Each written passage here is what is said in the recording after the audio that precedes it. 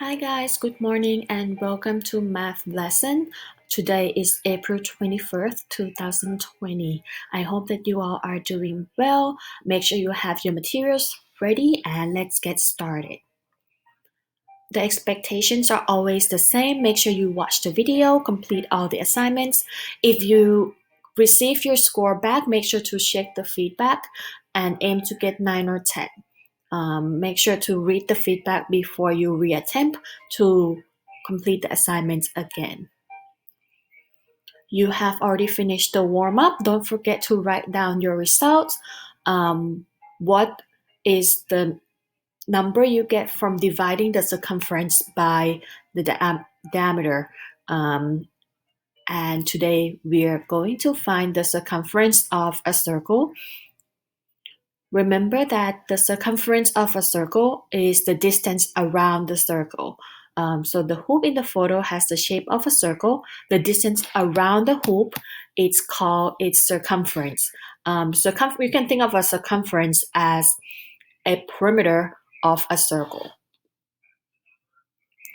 Now, if you have finished your warm-up, you would know that when we divide the circumference by the diameter, you will get, and round the answer to the nearest tenth, you would get the answer of 3 1/10 or 3.1 every single time because that value is a constant value. So the circumference of any circle divided by its diameter always gives you the same value, and the Greek letter pi is used to represent this value. So the letter pi is pronounced pie, just like apple pie, pumpkin pie, and it's written like this. So you can take some time to practice writing the letter pi. Now to see the value of pi up to 9 decimal places, you can use your calculator, press pi, and then you will see that the value of pi, this is the pi symbol on your calculator, it's a very long value. Now try rounding that value to the nearest tenth, the nearest hundredth, and the nearest thousandth.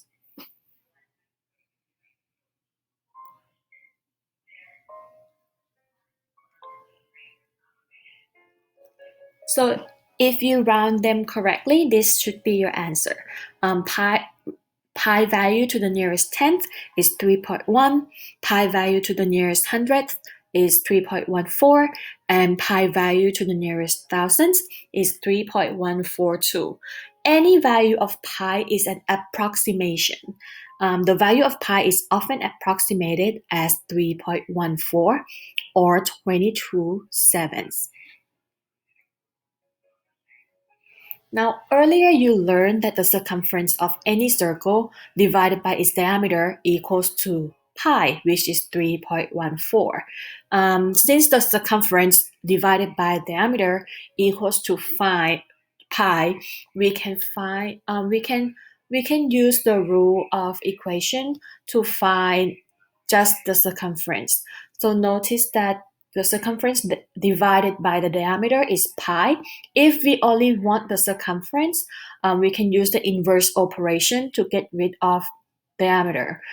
So the inverse operation of division is multiplication. So I can multiply diameter on both sides. And then I will get the circumference equals to pi times the diameter because I got rid of the diameter from this side. If that didn't make sense, let me explain it to you one more time. So we know that the circumference divided by the diameter equals to pi, so we can get rid of the diameter in order to find just the circumference by using the inverse operation.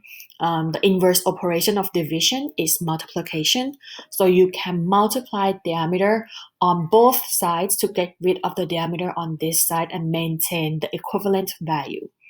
So once you multiply the diameter on both sides, you got rid of this diameter, and on the opposite side that's pi times diameter. So the circumference of a circle equals to pi times the diameter. And remember that pi can be 3.14, or 22/7. Now you also know that the diameter of a circle is 2 times its radius, so you can use this fact to write a related formula for the circumference of a circle. So the circumference equals to pi times the diameter, and the diameter is 2 times radius, so you can write it out as pi times 2 times radius. Now using C for circumference, D for diameter, and R for radius, you can write this formula as C equals to pi D, or C equals to 2 pi R. Pi D means that pi times diameter, and 2 pi R means 2 times pi times the radius. So let's see how this all work in a moment after you answer the questions. I'll see you soon.